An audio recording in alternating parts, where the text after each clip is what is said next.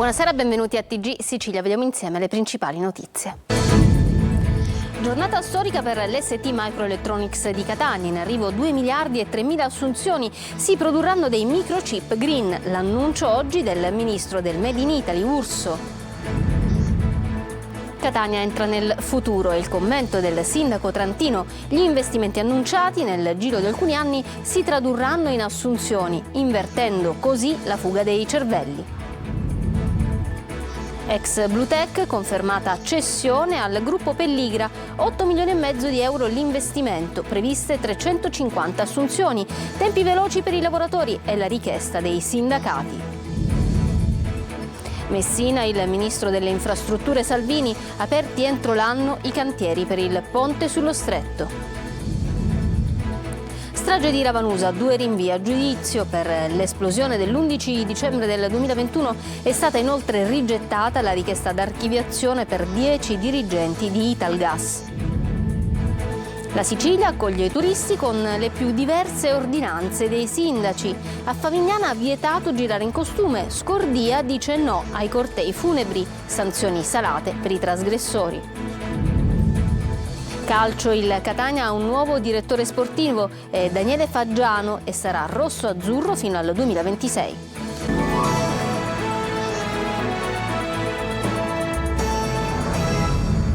Bentrovati. 3.000 nuove assunzioni e 2 miliardi in arrivo per la ST Microelectronics di Catania. Una giornata storica per la Sicilia, l'ha definita il ministro del Made in Italy Urso, oggi in visita allo stabilimento della zona industriale destinato ad essere un polo leader nello sviluppo della microelettronica. Simona Mazzone. Dalla polvere di silicio al microprocessore, un viaggio che ha reso Catania il più importante polo di sviluppo a livello mondiale nella microelettronica e che diverrà il più grande nel settore del fotovoltaico in Europa. Siamo all'ST Microelectronics che conta solo a Catania più di 5.300 dipendenti, oltre 50.000 nel mondo nelle sue 50 sedi tra produttive e non. La notizia di 2 miliardi di euro dall'Italia approvati dalla Commissione europea è stata ufficializzata in sede dal ministro del Made in Italy Urso insieme alla vicepresidente della Commissione europea Vestager per aumentare competenze e talenti con 3.000 assunzioni annunciate ma destinati anche al nuovo impianto manufatturiero di carburo di silicio. Noi a fine anno, nel corso di questo 2024, raggiungeremo investimenti nella microelettronica pari ad oltre 10 miliardi di euro e ciò faranno dell'Italia uno dei paesi più significativi e competitivi a livello europeo. È previsto un investimento pluriennale di 5 miliardi di euro che serviranno anche per realizzare il Silicon Campus con la principale linea di produzione a Catania. Combina soldi pubblici, quindi soldi dei contribuenti, e un investimento privato molto importante, dimostra come possa sviluppare un processo che va dalla polvere fino ai chip che vanno nelle vostre autovetture. Un investimento epocale, quello che abbiamo sentito e che il sindaco trantino vede come un punto di partenza per proiettare Catania nel futuro e farla diventare destinazione di lavoro, una migrazione al contrario. Sentiamo il suo commento oggi durante l'appuntamento con il sindaco di Telecolor. Questo considerevole forse anche un minimizzare investimento di ST Microelectronics ci proietta nel futuro, perché noi stiamo parlando solo di tecnici laureati, ma è chiaro che la dimensione poi di assunzionale sarà molto più ampia. Però se noi pensiamo che 3.000 tecnici significa 3.000 ingegneri elettronici, sono un numero che non potrà mai essere assorbito solo dai laureati nelle università meridionali, possiamo comprendere come questo può essere l'inizio di un ritorno, non solo di un ritorno, ma anzi di una emigrazione al contrario. Questo significa adesso cominciare a lavorare sui nostri giovani, mettendoli in connessione con l'università, e questa è una cosa che come Comune abbiamo già attivato dall'inizio per far comprendere quali prospettive di sviluppo ci sono sul nostro territorio. È insomma una tappa che ci spinge verso quel traguardo positivo su cui però dobbiamo lavorare per i tanti problemi che non nascondiamo ci sono ancora a Catania. Sottoscritta la cessione dell'ex Bluetech di Termini Imerese al gruppo Pelligra, offerti 8 milioni e mezzo di euro, previste 350 assunzioni. L'azienda del presidente del Catania conferma tutti gli accordi presi, i sindacati chiedono tempi veloci per i lavoratori da reimpiegare. Marco Carli. Termini Imerese è la sua area, cuore pulsante della nuova industria italiana. Anche di questo ha parlato il ministro del Made in Italy Adolfo Urso oggi a Catania dopo la notizia della sottoscrizione dell'accordo di cessione dell'ex Bluetech alla Pelligra Italia Holding. Il piano della società dell'imprenditore italo-australiano, che si è aggiudicato l'area con un'offerta di 8,5 milioni di euro, prevede anche l'assunzione di almeno 350 dipendenti ex Bluetech attualmente in cassa integrazione e investimenti per la riqualificazione dell'area. In Sicilia dunque 3 poli di avanguardia: chimica green tra Gela e Priolo, industria produttiva Termini Imerese e microelettronica nell'Etna Valley. Nascerà un polo industriale che potrà utilizzare appieno anche il porto commerciale di Termini Imerese e l'interporto che ne è connesso, e quindi in quella parte della Sicilia, appunto attorno a Termini Imerese, rinascerà l'industria italiana. Non tarda ad arrivare anche la nota della società di Pelligra. La sottoscrizione del contratto di cessione del ramo d'azienda rappresenta un ulteriore passo avanti per il futuro di Termini Imerese, scrive il gruppo. Rispettiamo gli impegni presi con le istituzioni e le organizzazioni sindacali. Il piano, prosegue la nota, è in grado di valorizzare l'area di Termini Imerese con un importante investimento che offrirà opportunità di lavoro per le future generazioni. Pelligra Italia, si legge ancora, ribadisce di essere pronta a un confronto proficuo per la messa a terra di un hub che sia in grado anche di attrarre nuovi investimenti. È importante avere tempi certi, dicono i sindacati. Oltre al passaggio dei 350 lavoratori verso l'assegnatario del bando, sottolineano, serve chiarire le modalità per dare copertura ai restanti lavoratori che non transiteranno o che sono vicini al pensionamento. Rimaniamo in tema di investimenti in Sicilia perché il ministro Salvini annuncia un piano da 16 miliardi per la nostra isola. Oggi a Messina il ministro delle infrastrutture ha ribadito che i cantieri per il ponte apriranno entro l'anno. Francesco Triolo. Un piano di infrastrutture da 16 miliardi per la Sicilia, non solo ponte ma anche strade e ferrovie, al centro della visita del ministro Matteo Salvini oggi a Messina. Naturalmente attenzione focalizzata al ponte sullo Stretto, e sono stati illustrati quelli che secondo Salvini saranno i passaggi da qui alla fine dell'anno, ma il ministro si è soffermato anche su quelle che saranno le opere a corollario del ponte, quelle opere che dovranno servire a collegarlo con la Sicilia e la Calabria in maniera funzionale. Tutte le infrastrutture che stiamo progettando, finanziando e operando in tutta la Sicilia, 40 miliardi, perché il ponte da solo non risolverebbe i problemi di nessuno. Invece l'alta capacità, il potenziamento delle ferrovie fra Palermo, Catania e Messina, le autostrade fra Palermo, Catania e Messina, lavoro sui porti, sugli aeroporti, la progettazione dell'alta velocità da Salerno a Reggio Calabria, i lavori sulla statale 106 in Calabria, sulla 2, la trasversale delle Serre, i lavori a Gela, a Ragusa, la Palermo-Trapani, la strada degli scrittori. Stiamo investendo sulla terra siciliana una quantità di denari che non penso abbiano precedenti dal dopoguerra ad oggi. Parole anche per gli espropriandi, gli indennizi saranno adeguati, ha detto Salvini, ricordando come anche in altre città come Roma e Milano si stia lavorando ad opere importanti come le metropolitane che hanno un impatto forte sul tessuto cittadino. Un cold case siciliano risolto dopo oltre 30 anni, svolta nelle indagini sul duplice omicidio di Gaetano e Salvatore La Placa, padre e figlio uccisi nel 92 nelle campagne di San Biagio Platani, nell'Agrigentino. Ce ne parla Davide Sardo. 3 persone sono indagate dalla Procura di Agrigento nell'ambito dell'inchiesta coordinata dal procuratore aggiunto Salvatore Vella sul duplice omicidio di Gaetano e Salvatore La Placa, padre e figlio, uccisi il 14 ottobre del 92 nelle campagne di San Biagio Platani, il paese degli Archi di Pane.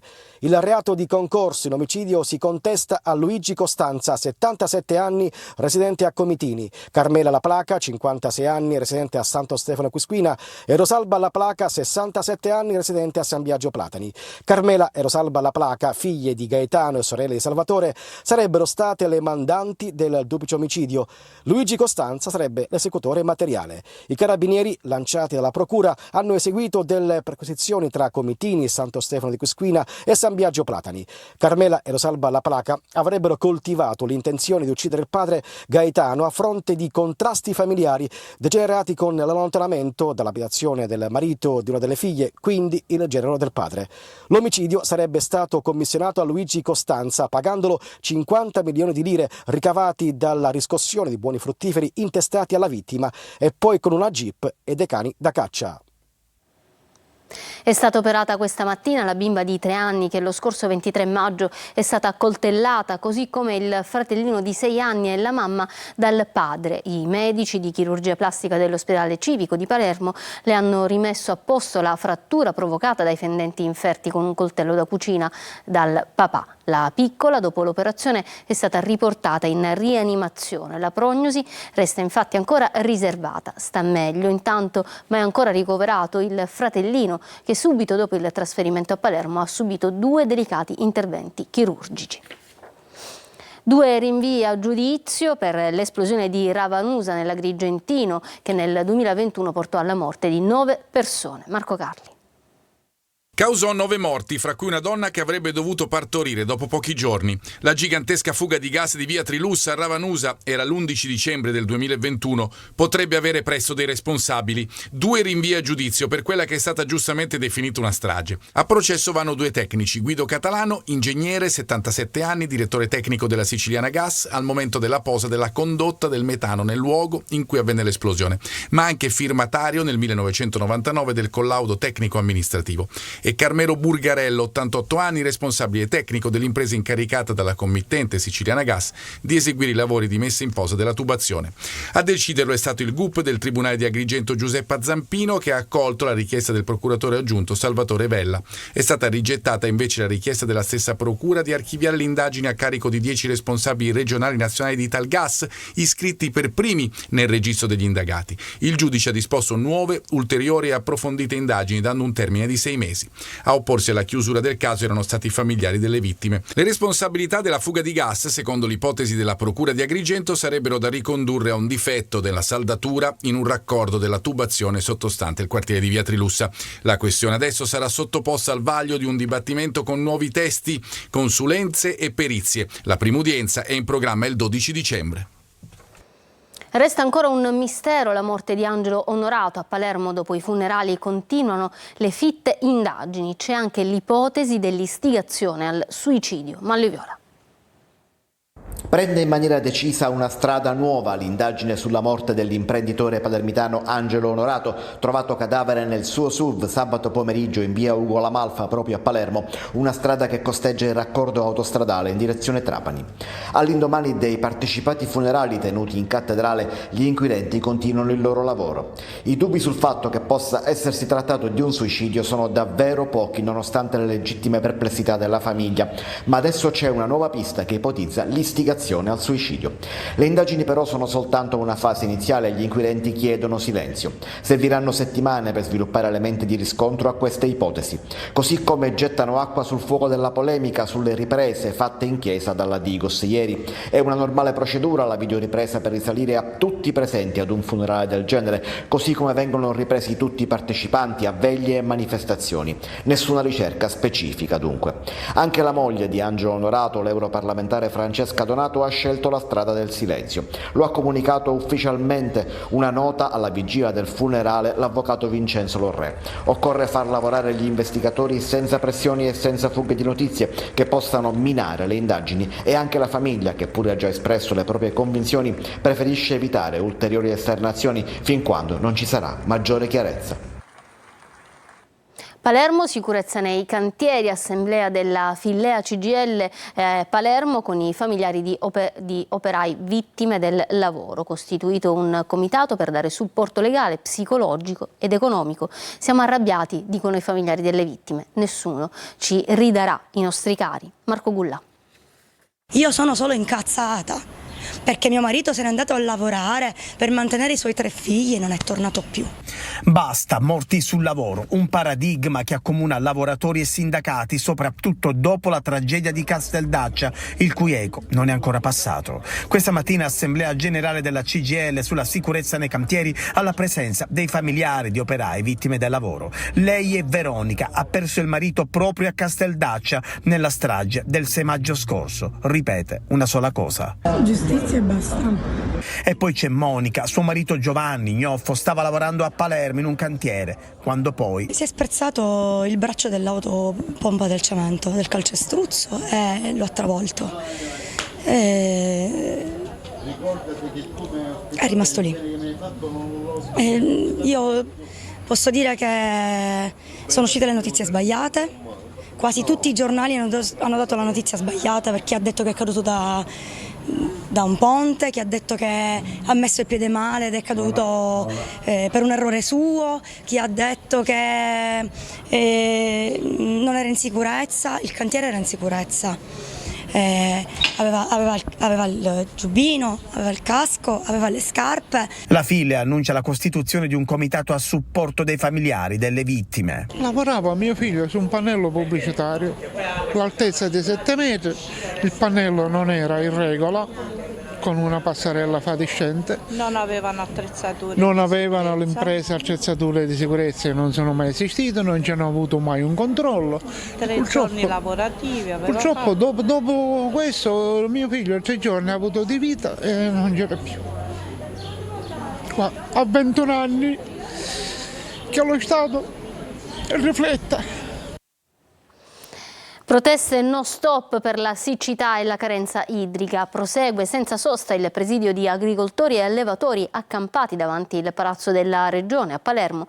Chiedono garanzie al governo. Marco Gullà.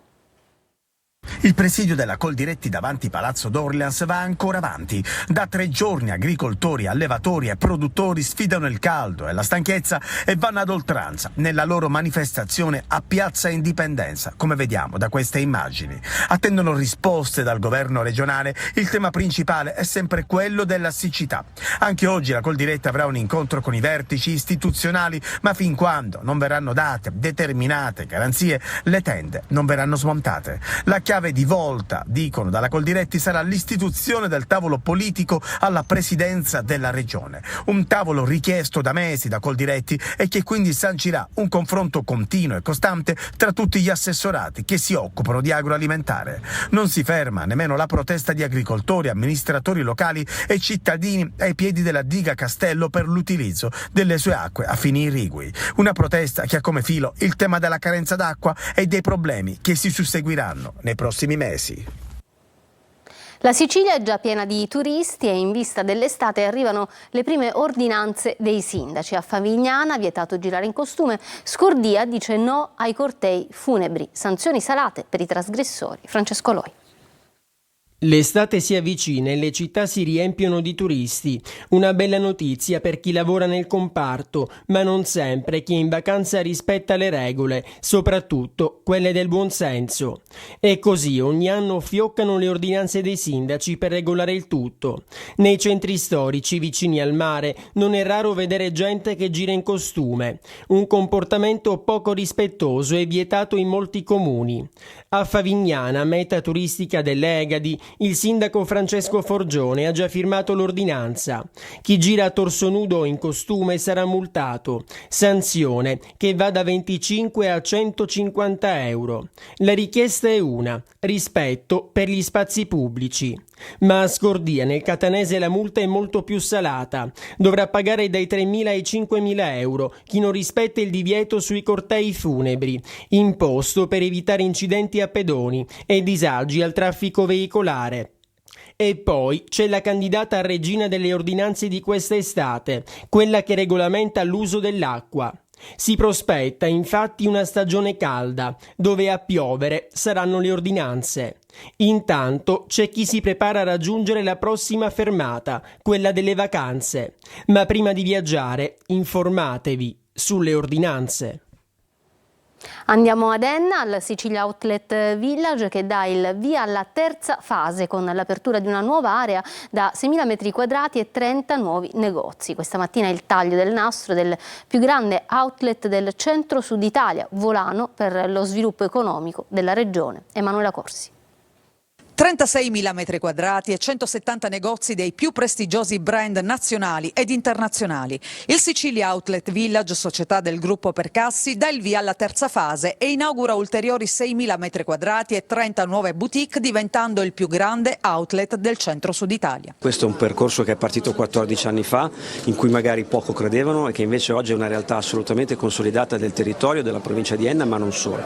Quindi noi con questo nuovo sviluppo abbiamo voluto dare un ulteriore segnale di forza, ma soprattutto del fatto che crediamo in questa terra e in questo territorio. Un investimento di oltre 35 milioni di euro che rafforza anche il ruolo catalizzatore del polo commerciale per lo sviluppo economico e occupazionale della regione, con un indotto di oltre 1.500 risorse tra dipendenti e lavoratori indiretti. Ancora una volta un investimento che porterà dei posti di lavoro, e quindi la politica deve vedere assolutamente favorevolmente e deve stare vicina degli imprenditori che ancora una volta vogliono rimanere in Sicilia e vogliono investire sul nostro territorio. Al taglio del nastro che inaugura questa nuova fase il general manager di Arcus Real Estate Luca Nasi, il partner di Orion Village Nicola Sanfilippo, il direttore di Sicilia Outlet Village Cesare Greco e i rappresentanti delle istituzioni. Sicuramente il più importante outlet del sud Italia, e quindi nella considerazione che molti viaggiatori nel scegliere la loro destinazione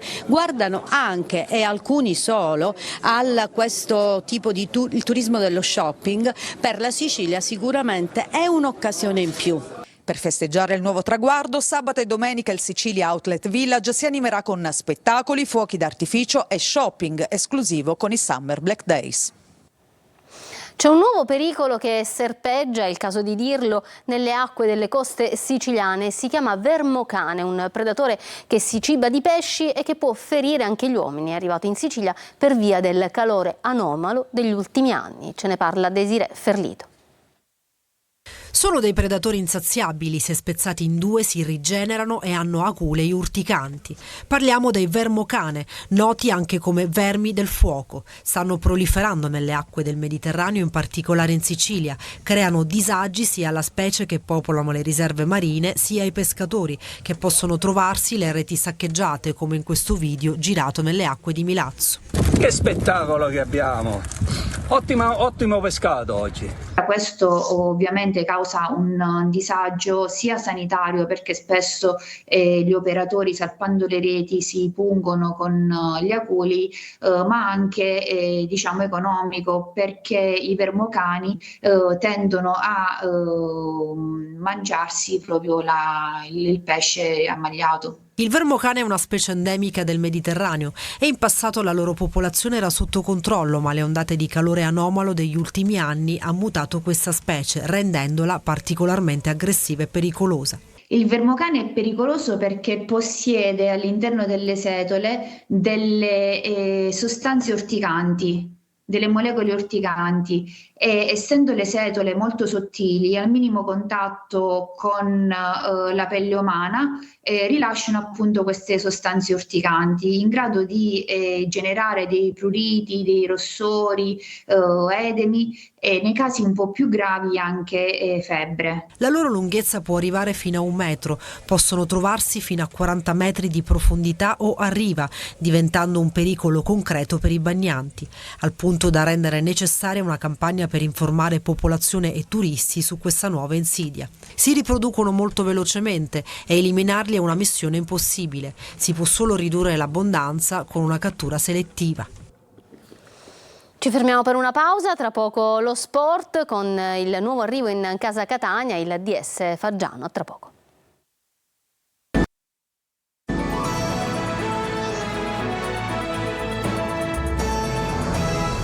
Ritorniamo in studio con lo sport. Il Catania mette il primo tassello della prossima stagione ufficiale, il nuovo DS Daniele Faggiano. Per lui un biennale con opzione per il terzo anno. Angelo Gagliano. Stringe i tempi il Catania nella pianificazione della prossima stagione. Il primo importante tassello da mettere era quello del direttore sportivo. Il nome era risaputo, ma adesso è arrivata l'ufficializzazione. Si tratta di Daniele Faggiano, che si lega alla società rossazzurra sino al 30 giugno del 2026 con opzione per la stagione successiva. La prossima settimana la conferenza stampa di presentazione, il dirigente di Copertino in Puglia, classe 1978, si è formato alla scuola di Giorgio Perinetti. Nel 2012 diventa direttore sportivo del Trapani, club con cui vince il campionato di Lega Pro Prima Divisione, sfiorando nel 2015-2016 una storica promozione in Serie A ai playoff contro il Pescara. Dopo Trapani, l'esperienza di Palermo e poi l'altro grande ciclo della sua carriera. Diventa DS del Parma in Lega Pro, dove nel giro di 2 anni ottiene prima la promozione in Serie B e poi in Serie A. Resta in Emilia anche nelle 2 annate successive, ottenendo un 14° e un 11° posto. E infine la parentesi genovese, prima alla Genova e poi alla Samp. Esperienze non esaltanti, ma in cui lancia giocatori importanti come Scamacca, così come aveva fatto con Kulusevski e Destro. Adesso porta la sua esperienza a Catania, un importante passaggio compiuto dalla società in tempi rapidi, una società che ritrova dopo mesi la figura del direttore sportivo e da lì riparte per lanciare l'assalto alla prossima stagione. Bene, questo era l'ultimo servizio del telegiornale. Io vi lascio alla programmazione di Antenna Sicilia e vi auguro un buon proseguimento di serata. Arrivederci.